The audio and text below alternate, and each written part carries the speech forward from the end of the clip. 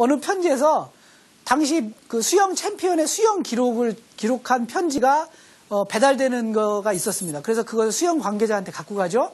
그래서 보여주니까 이건 수영 기록에서는 나올 수 없는 기록이다라는 걸 알아냅니다. 그 기록이 뭐였냐면 최신 개발된 전투기의 속도와 성능 이런 거를 적은 암호였어요. 그게 이제 유출될 찰나였던 거죠. 그걸 막아냅니다. 자, 그래서 이렇게 해서 이제 암호를 정보보호를 철저히 하는데 이 아주 중요한 것 중에 하나가 미국이 일본의 공격을 받은 다음에 세계대전에 참전하지 않습니까? 2차 대전에 다시.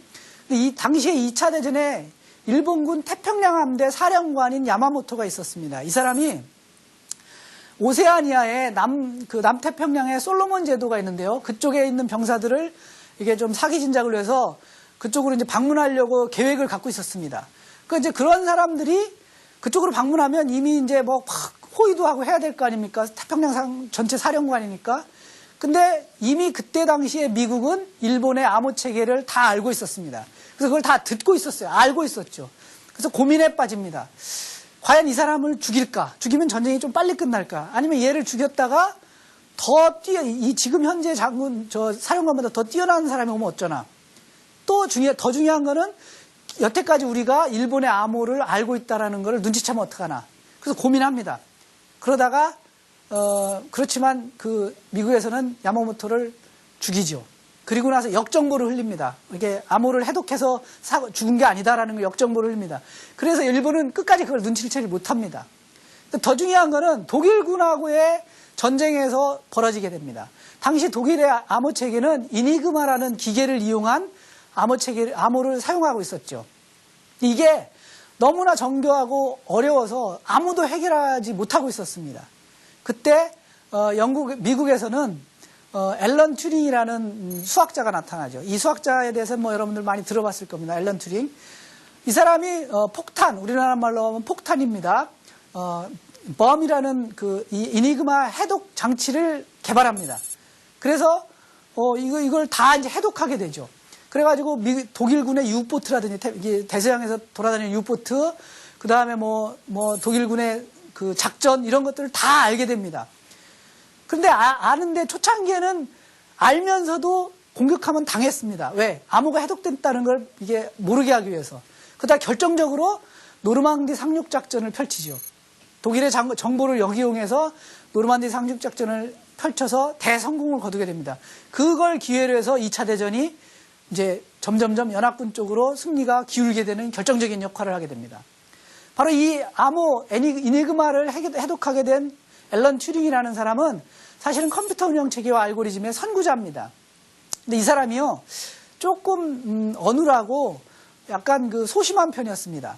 그래가지고 항상 따돌림을 당하고 이랬어요. 그래가지고 이 사람이 뭐라고 했냐면 사회는 나를 여자로 변하도록 강요했다. 그래서 나는 순수한 여자가 할 만한 방식으로 죽음을 택한다. 이렇게 말하고 사과에다가 청산가리를 주사합니다.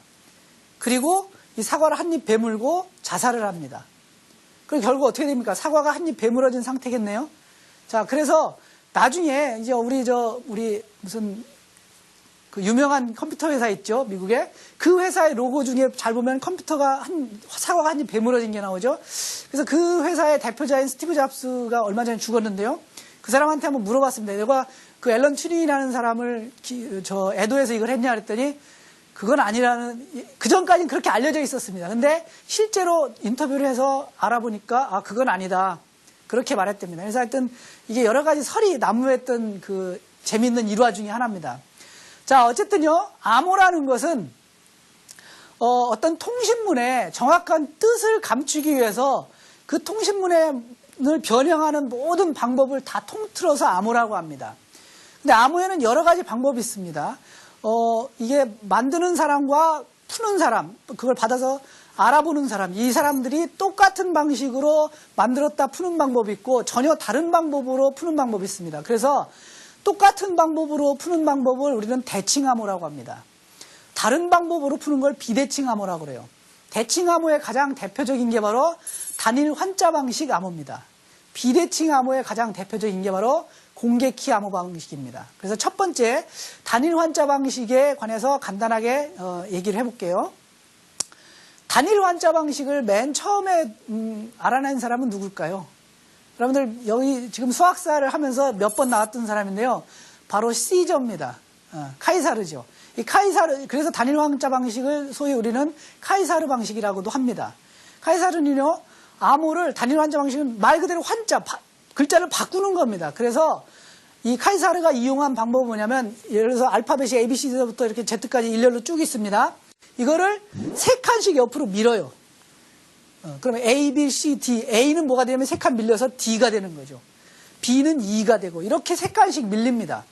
그래서 이렇게 세 칸씩 밀린 걸 가지고 원래 문장을 세 칸씩 밀은 다음에 바꾸어서 암호문으로 바꿔서 보내는 겁니다. 예를 들어 볼까요? 예를 들어서 영어로 come back home이라는 걸 평문을 암호문으로 바꿔서 보내려고 생각해 보세요. come back home이 있는데 come back home C-O-M-E, B-A-C-K, H-O-M이죠. 이거를 각 단어마다 세 칸씩 옆으로 미세요. 그러면은 C는 F가 되고 O는 R이 되고 M은 P가 되고 E는 H가 되고 이렇게 되겠죠. 그래서 come back home이라는 단어가 전혀 엉뚱한 FP, FR, PH, EDFN, 그 다음에 KR, PV 이런 전혀 엉뚱한 말이 됩니다. 그리고 그걸 합쳐서 보내면 무슨 뜻인지 모릅니다.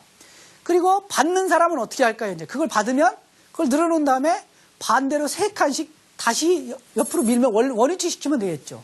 근데 이걸 수학적으로 생각해 볼까요? 뭘까요? y는 바로 y equal x 플러스 3이라는 간단한 식이 되는 겁니다. 그죠? 그러니까 이런 단일 환자 방식은 좀 약간 위험스럽기도 합니다. 자, 특히 또 단일 환자 방식은 알파벳의 빈도수를 알면은 쉽게 해결되기도 합니다. 알파벳은요, 각 사용하는 알파벳마다 사용되는 빈도수가 다 달라요. 예를 들어서 E라는 게 약 12.51% 사용됩니다. 알파벳 T는 9.25% 정도 사용되고요. A는 8.04%, O는 7.6%, I는 7.26%, N은 약 7.09%쯤 사용됩니다. 이런 빈도수를 알면 우리가 단일 환자 방식은 쉽게 해독할 수가 있습니다. 특히 예를 들어서 T가 처음에 사용됐다 그러면 T 중에 T가 들어가는 단어 중에 최고 많이 사용되는 단어가 THE 있죠. H가 사용됐다면 HE 이런 몇 개 중요한 단어들이 있습니다. 그걸로 바꿔놓으면 나머지 문장들도 다 알 수 있죠. 그래서 예를 들어서 어떤 문장, 지금 이제 이 문장을 암호화한 겁니다. 암호화한 것을 요거를 그대로 해독을 하기 위해서 빈도수를 한번 조사해 볼까요?